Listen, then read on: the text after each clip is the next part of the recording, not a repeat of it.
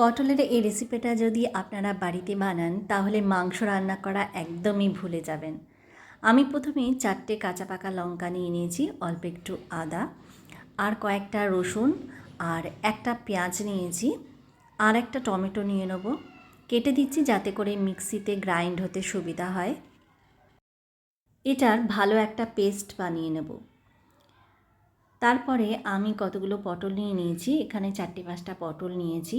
পটলের শুধু স্কিনটাকে ছাড়াবো, স্কিনটাকে ভালো মতো ছাড়িয়ে নেব।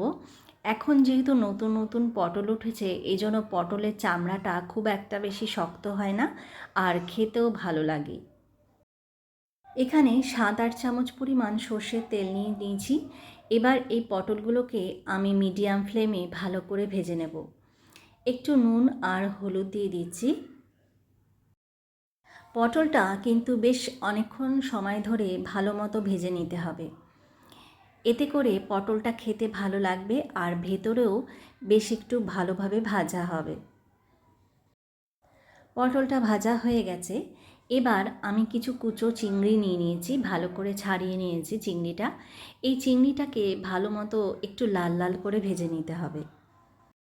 চিংড়িটা লাল লাল করে ভাজলে এর একটা সুন্দর ফ্লেভার বেরোয়, যেটা নাকি খেতে খুব ভালো লাগে আর সুন্দর একটা গন্ধ বেরোয়। তারপর আমি যেই মশলাটা পেস্ট করে রেখেছিলাম, পেঁয়াজ রসুন আদা লঙ্কা, সেই পেস্টটাকে এর মধ্যে দিয়ে দিচ্ছি আর পরিমাণ মতো একটু হলুদ দিয়ে দিলাম। এখানে আমি 1 চামচ পরিমাণ মিট মশলা ইউজ করেছি। আপনারা যে কোনো ব্র্যান্ডের মিট মশলা ইউজ করতে পারেন। আমি কিন্তু কোনো গরম মশলা ব্যবহার করব না। এবার এটাকে বেশ ভালো মতো কষিয়ে নিতে হবে। আর 1 চামচ পরিমাণ আমি শুকনো লঙ্কার গুঁড়ো দিয়েছি। যতক্ষণ না পর্যন্ত এর নিচ থেকে একটু তেল বেরিয়ে আসছে ততক্ষণ পর্যন্ত এটাকে ভালো মতো করে কষিয়ে নিচ্ছি।